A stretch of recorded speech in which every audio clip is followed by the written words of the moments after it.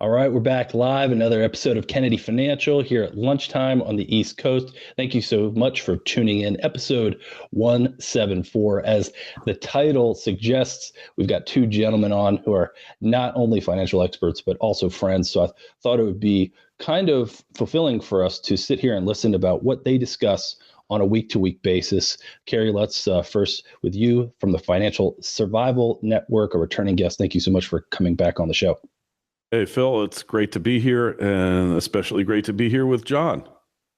Yes, John Rubino from dollarcollapse.com, also a returning guest. John, thanks to you as well for coming back on the show. Oh, sure thing, Phil. Hey, Kerry. Hey, John, long time. So what I've been trying to do here lately is pair up complimentary guests, because I think the audience doesn't just benefit from hearing from me, they benefit from hearing from people who really understand these markets and just how out of whack they are in comparison to previous financial history. Kerry, I'll start with you. You have interviewed hundreds of financial experts all around the U.S., probably as well as around the world. But there's one person that you interview every week, and that's John. So really share with our audience, tell us kind of how that relationship got started and how the two of you have been communicating with one another through this cheap money economy. Yeah, well, I guess John and I connected must be at least 7 years ago. And, I had read his book, How to Profit from the Coming Collapse of the Dollar, I think it was, or the Coming Dollar Collapse. And, read every article on his site for a long time. And then I started doing the podcast and, I started interviewing him periodically, and then it just clicked and I said, let's do it weekly. And it just kind of grew from there. And John was somebody who's prolific. His writing caliber of your writing, John, is really top notch for internet writing, because people don't necessarily spend a lot of time dissecting their grammar when they post stuff. And I guess we come from a bygone era. John and I were baby boomers, but the millennials, they kind of, whatever they think is what kind of winds up on the site.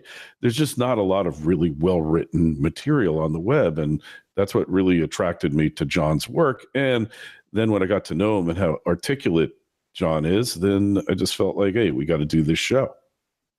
Yeah, thanks, Kerry. It's a sign of how long this crazy world has been going on that you and I are going on a decade now of talking each week and saying, this is almost done. The financial system is going to collapse, because it has seemed like it should have been over a long time ago, that we shouldn't have been able to do the stuff we've been doing in terms of taking on insane amounts of debt and printing insane amounts of fiat currency to support all this debt.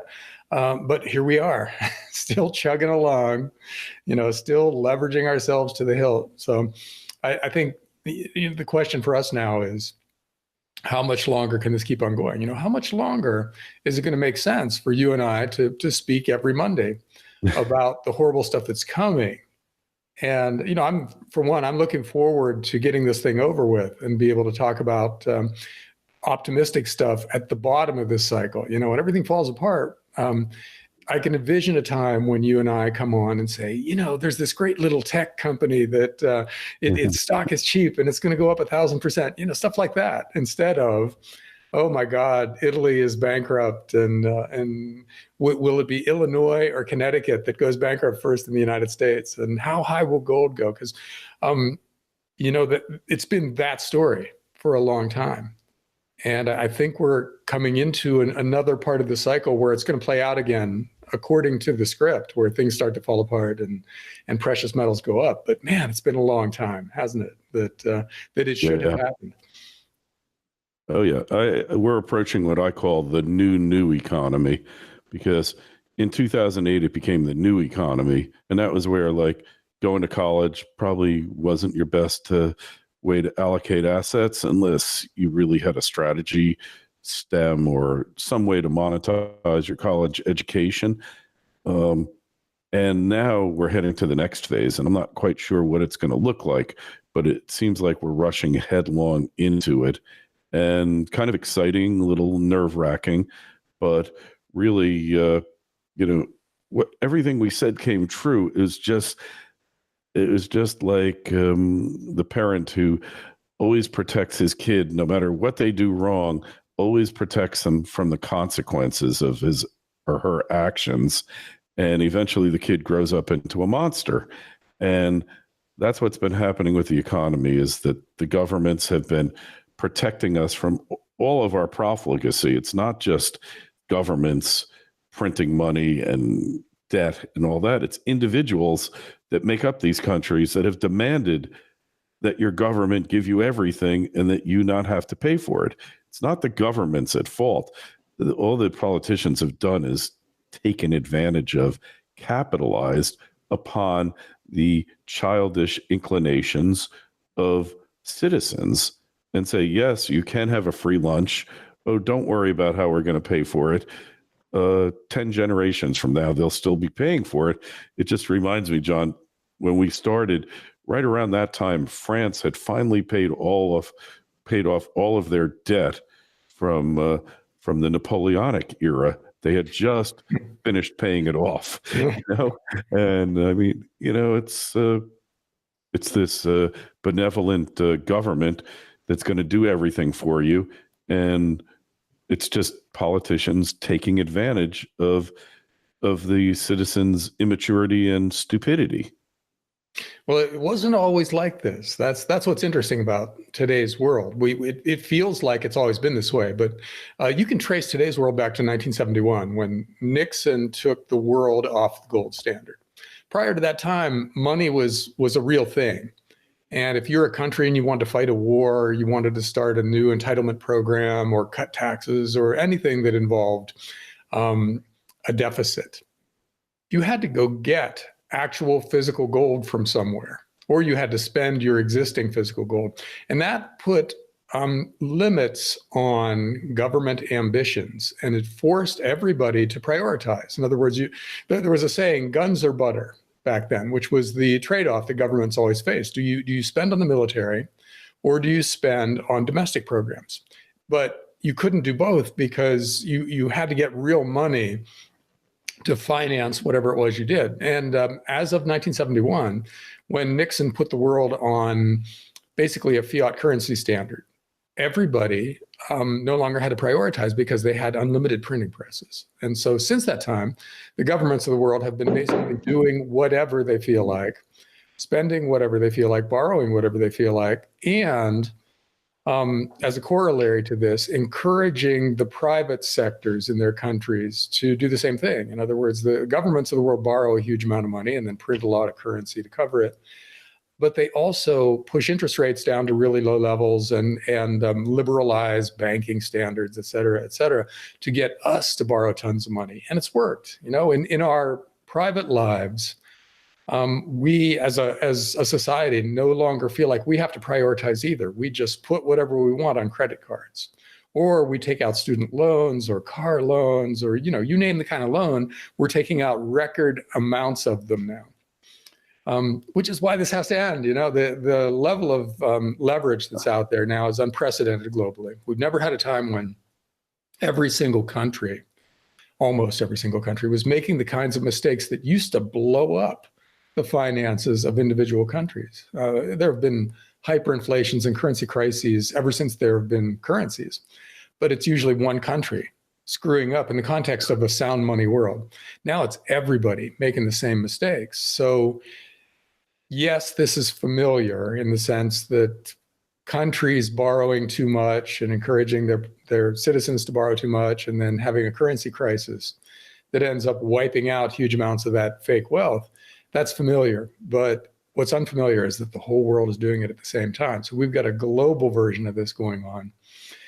And that's what makes the consequence of this thing so uniquely scary, because we've never seen the whole world's currencies blow up before, but that's what we're heading for. Whether it's the euro or the yen or the Chinese yuan or the US dollar, all of them are heading off the same cliff. And it feels imminent. It feels like in the coming cycle, in the coming debt cycle, that's when everything finally blows up. So this is an amazing time to be alive and paying attention from an economic theory standpoint, but a terrifying time from any other standpoint. There's nobody else that gets through this unscathed, except the gold bugs and the other really conservative financial people, because they're the only ones protecting themselves. And they're a tiny, tiny little minority of the world right now. Very true. And, debt is an addiction. And like any other addiction, it's progressive. You start out with a little bit, and I can stop anytime. And then before you know it, you're like freebasing trillions of dollars, and you can't get enough. There's never enough. You can't steal enough money to pay for your habit to keep it going. And eventually, like all progressive illnesses, either the victim of the illness, and I don't want to call us victim, or really self-victims, either the victim goes cold turkey or the victim dies. And that's kind of like where we're going at now. And when you think of the countries that have blown up in this profligate era, like Zimbabwe, like Iran, like Venezuela, you really have to screw up to do something. For your country to blow up now, you have to really screw up, because everyone else is screwing up big time. But for you to really have hyperinflation, have currency collapses, Argentina, perfect example, you really have to have screwed up, because we've managed to keep this merry-go-round circulating now for almost 50 years. And it's never been done before. It just has never been done. And I don't know that we'll ever go back to sound money, but I think maybe perhaps we'll move away from unsound money when whatever is going to go down goes down. But, there's just no getting out of it. How's the U.S. going to pay off its debt? Is it going to sell off California, the half of California that the federal government owns, to the Chinese, and everybody else just give it to them? I mean, it sounds good, but I don't think it's going to happen. I'm sure if the government liquidated all of these assets it has, obviously you can't probably sell off the arsenals, but you could sell off everything else, all the real estate they have, everything else. If governments liquidated, perhaps, and then they withdrew, perhaps we could have a solution to this. But, it's just not going to happen, because rational minds are not going to prevail in this situation. I mean, this is, half a century of irrationality coming back to bite us. Well, two things. One, Illinois is kind of a glimpse of the future in this case, because their pensions are out of control and they all this money that they can't pay off. So what they're doing now is starting to transfer government buildings to the pension funds. They're just saying, okay, take this the courthouse and we'll pay you rent on it from now on. And that's the kind of fire sale thing that happens at the end of really long periods of financial debauchery. And Illinois is kind of leading the way. They're the worst managed state, but there are some other ones that are in that category, and they'll do the same thing. The other thing is that when you run a gigantic trade deficit like the U.S. has been doing, we're in effect selling off a lot of our assets to, for instance, China or Saudi Arabia or Japan, because we're giving them dollars in return for stuff that they sell us. Now, those dollars, they're made to be spent, right? And they will be eventually spent on U.S. assets. So the only way those things can have any real long-term value for the people who are accumulating them is if they come here and they start buying up our real estate, or they buy up our corporations or whatever. So we will end up with, a yard sale that we didn't really agree to at some point, when China decides to start cashing out their dollars and buying our stuff, or Japan or whoever does that. And we're already seeing the beginning of that with, for instance, Switzerland's central bank. There's a huge owner of U.S. equities now. They create a lot of new Swiss francs, and they're using them to buy big U.S. multinational stocks. So all of this stuff is happening, and it's all coming. And the question is just timing. When does it blow up? And it could be in the not too distant future. And then, the other thing is that you can't protect yourself from it, or you can't stop it from happening. All of this stuff is kind of baked into the cake. The institutional momentum of the financial world is definitely taking us off that cliff.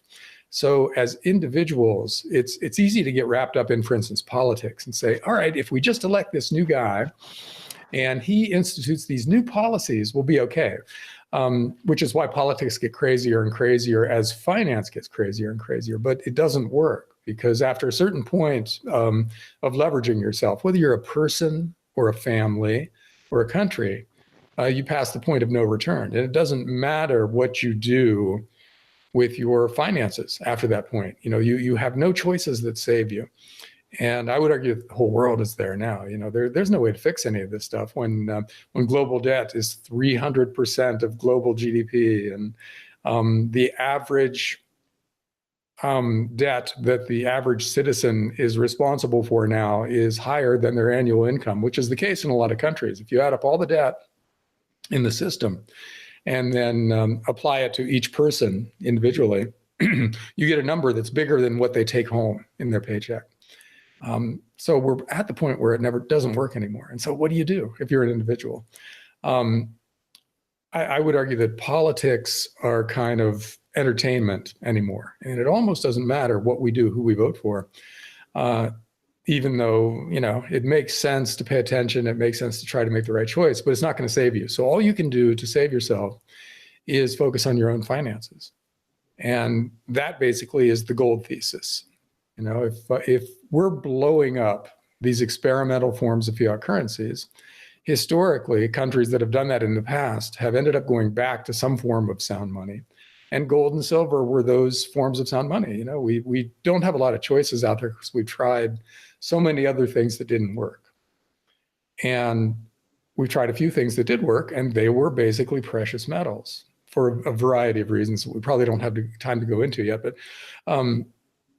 they do a good job of serving as money, and we'll have to go back there, which means that if you accumulate them now, their value will go up in local currency terms when this thing blows up. And, we're already seeing it happen. Gold was $200 and some an ounce in 2000. And now it's $1,300 an ounce and rising. So it's done a great job of protecting against the depreciation of fiat currencies over time as governments take on more and more debt and basically screw up their finances. And there's no reason to think that stops. So one way to protect yourself is to load up on precious metals and other real assets. Farmland is good, really well chosen rental real estate is good. A few other things are good. But that's really all we've got left, is to take care of ourselves and our families and try to just let this thing blow over without affecting us, because our finances are in decent shape where everybody else's is in terrible shape. Yeah, couldn't agree with you more. And the concept of politics as entertainment really resonates, because when you see Donald Trump, in his rallies, the people are laughing, they're crying. It's like Elmer Gantry, if you ever saw that movie with Burt Lancaster, and he basically is romantically interested in this woman evangelist, female evangelist, and he is a con man, a total rube, and he becomes a religious rube to basically get it on with her. And he starts preaching, and he so much reminds me of Donald Trump, or Donald Trump so much reminds me of Burt Lancaster's character in that movie, Elmer Gantry. If you haven't seen it, you really need to see it, because the mannerisms, it's just one and the same. And, when you embrace these false prophets, of which to me, Trump is a false prophet, because anyone who promises to basically turn back the clock to the good old days, it just doesn't work. The clock moves ahead. Whether you move with it or not, it doesn't matter. Time is always moving.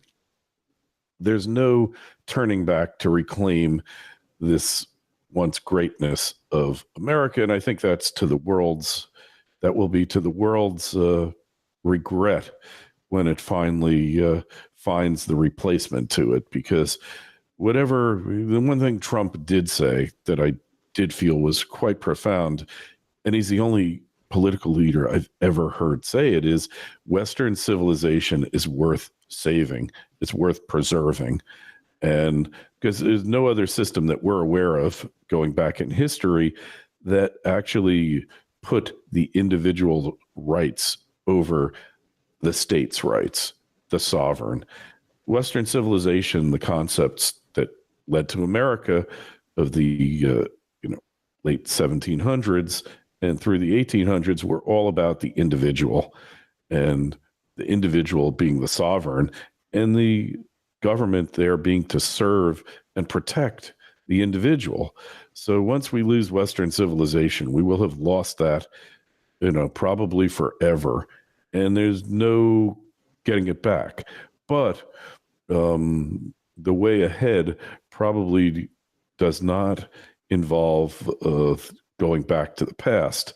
It's understanding where you're at now and figuring out how to get rid of the debt in the most expeditious, least harmful way possible. It's kind of like a company is going downhill. They know they're going downhill, and the choice is they can restructure or they can go bankrupt and then restructure. And usually it's going to be a lot more advantageous to the company or the individual to restructure without going through bankruptcy, because once you go into bankruptcy, your fate isn't in your hands any longer. It's in the hands of a bankruptcy trustee, or it depends on the nature of the bankruptcy proceeding, but suffice it to say, it's in the hands of the bankruptcy judge. And if he likes what you're doing, he'll let you do it. But if he doesn't, then he'll let others come in, and everybody's interests have to be weighed. Whereas if you restructure before you have to file for bankruptcy, it's much more advantageous because you're still in control. And then there's always the threat of bankruptcy. Unfortunately, we're just rushing headlong into it. Illinois, New Jersey, New York, California, all these states, Connecticut, Maryland, they're all right now rushing headlong into oblivion because they have no desire to control their spending, the benefits that they bestow upon their citizenry or a portion of them. No desire whatsoever, no incentive to do it, because evidently Wall Street keeps buying their bonds. But I guess at some point they're going to stop buying the bonds, as well as the country's bonds. That'll only leave the Federal Reserve.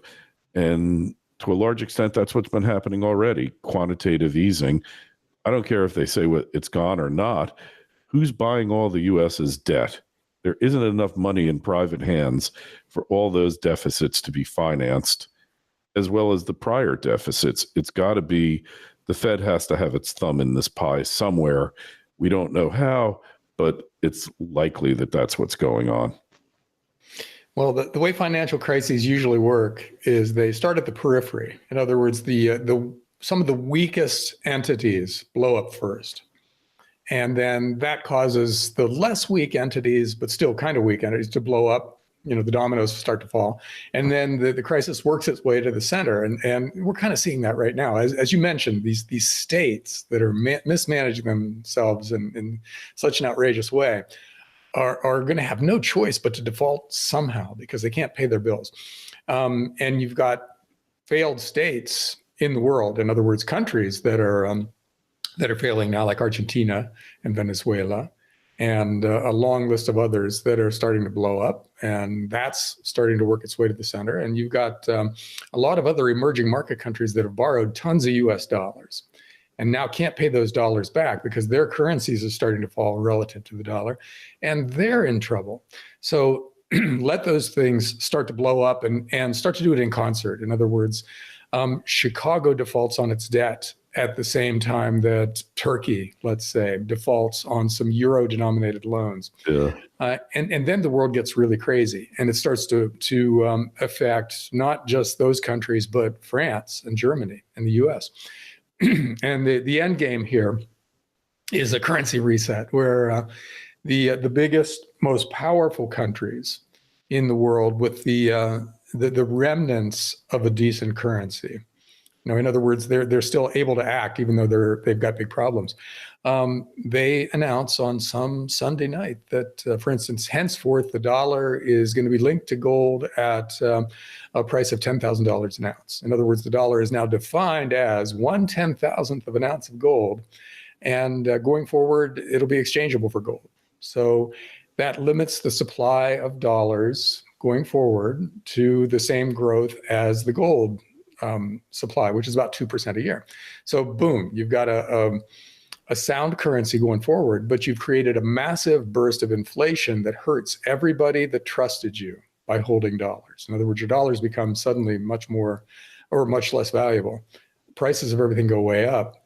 And if you trusted the government, your wealth evaporates. And that's what's coming. And that is by far the least terrible scenario here, because the other ones are just too difficult to even think about. A global financial collapse like the 1930s again, that remember, that led directly to World War II. So something that's not a currency reset that's relatively painless is going to be something that's extremely painful and extremely politically crazy, and it's going to lead to authoritarian governments around the world. And as you said, the U.S. is we make huge mistakes, and we're not the good guys anymore around the world. But still, this is a system that, at least in theory, is based on the free individual as the main actor, as the centerpiece of the political system. And nobody else is like that. So if the US leaves the playing field, in other words, if we become more or less authoritarian, which we're heading for, both the right and the left in the US is happier every day to ignore the Constitution in order to get things done, and constantly taking more and more power for themselves. So if we become just another kind of sort of authoritarian system, and what's left out there, is China going to be the country that everybody looks to? Is Europe? They're soft authoritarian, the European Union, and becoming less soft all the time. So it's completely possible that the world of 10 years from now is a much scarier place even than today's world. And, I'd hate to see that. And there's a chance that it doesn't go that way, because there's a debate coming when we crash and burn, when the big currencies stop working, and we have this debate online all over the world about what is money and how did this happen, and what's what should be money and what should it do and what role should it play. It could be that limited government, a constitution with individual rights enshrined in it, and sound money win out in that debate. And we end up with basically writing off a bunch of these debts and then going forward in a more sustainable way. That's not the most likely outcome of this, but it's still possible. And so we have to lend our voices to that debate, and hope that the libertarian-ish side of the debate is one that actually carries a lot of votes going forward, and helps us get through this thing. But history doesn't say that's likely. History says that we end up wanting a strong leader to just ignore the rules and do what has to be done to get us through this. And that's a really scary prospect, because you've got a lot of them on the horizon right now. There are a lot of people in the US and in the world who would love to be that strong leader. And I don't think we really want any of them in charge, but there's a high possibility, if not probability, that one of them does end up in charge going forward. And we'll have handed them this, as the saying goes, a turnkey totalitarian state that they can just flick on, and the U.S. becomes like China or someplace. And a terrifying thought, but not a done deal yet. Well, Kerry, if I can jump in, Sure. We're getting questions from folks more and more, and one came from one of our Patreon subscribers. If folks want to help the show, they can click the Patreon link below and get access to our secret Facebook page. And that's where the question came from. People are looking for more and more ways to opt out, and whether it be the healthcare system. I saw a video the other day, a young girl with $264,000 in student loans. I got another message from someone, they couldn't understand why their Facebook stock went down 25%. We have an entire generation of young people who really feel betrayed. And I don't think they want to stick around to pay this bad boy, which is now over 22 trillion.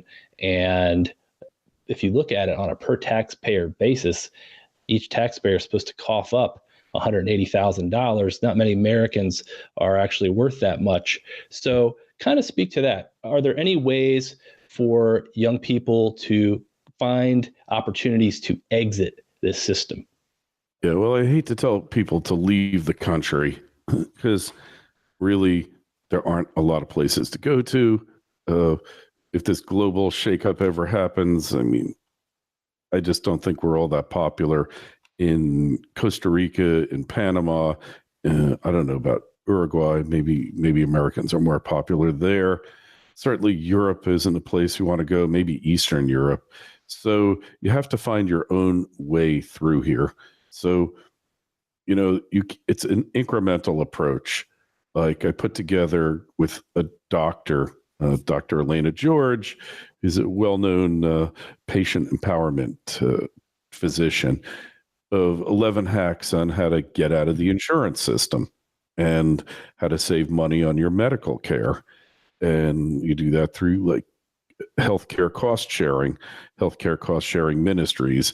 I mean, since I started it, I guess it was 4.5 years ago, I've saved upwards of over $50,000-$60,000 in health insurance premiums. You can get that on the site. Just sign up for our newsletter. You'll get the link to it.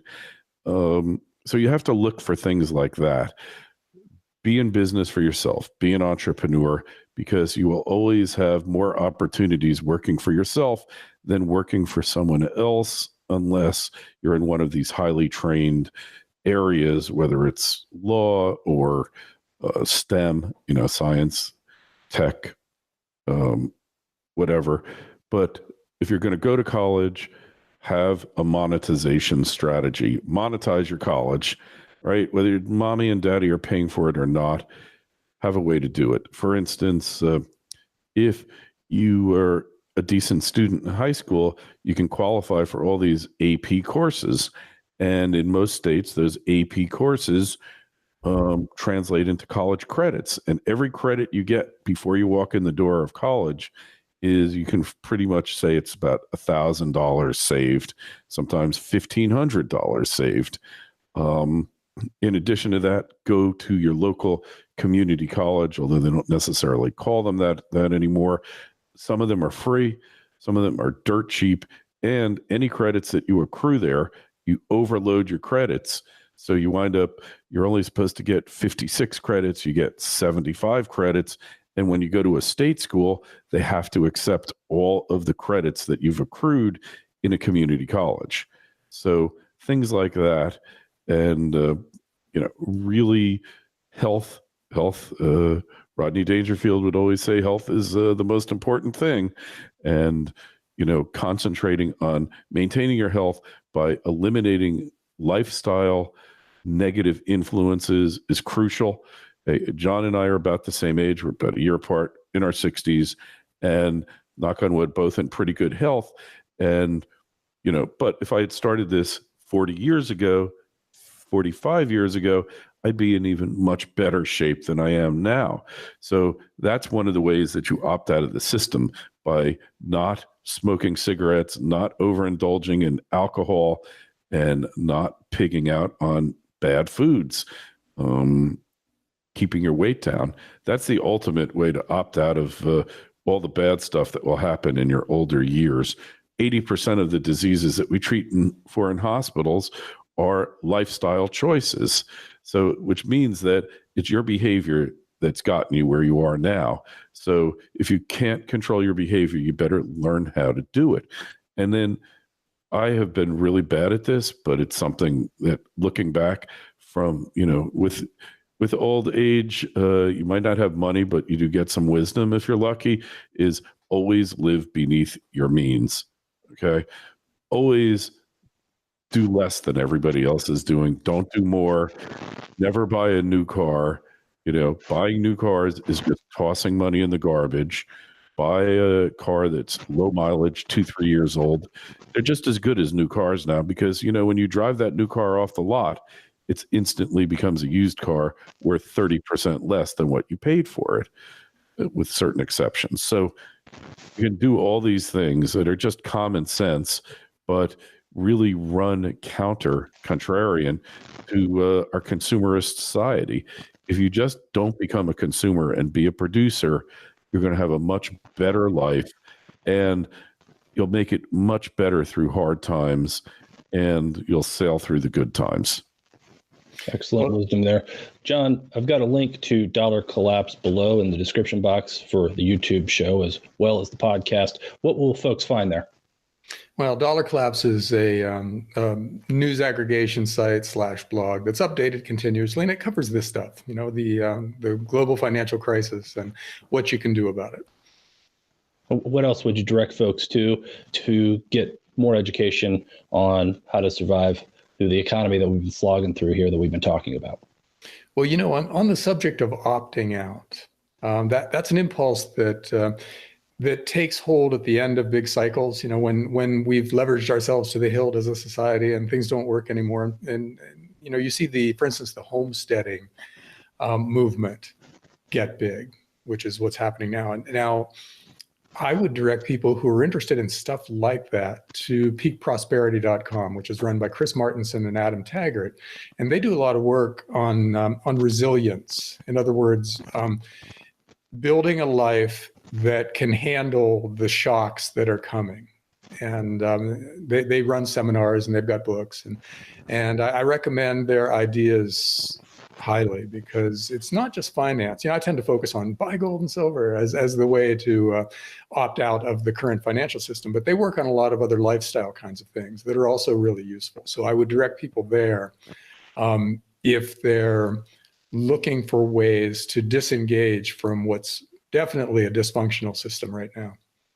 Yep, I routinely listen to Chris's podcast. Great information there. Back to you, Kerry. Financial Survival Network. I have a link below. You alluded to it earlier. What will folks find there, and how do they sign up for the newsletter?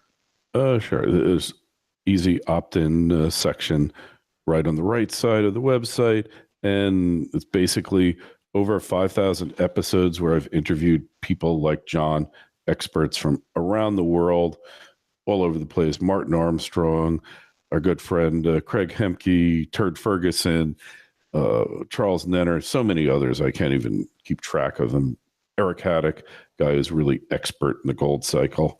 And hey, you'll also news aggregation and a little bit of humor. We try to keep a sense of humor. One of the best ways you can opt out is having a good sense of humor, because when you're able to look at these people who take themselves so seriously and laugh and ridicule, it puts you apart.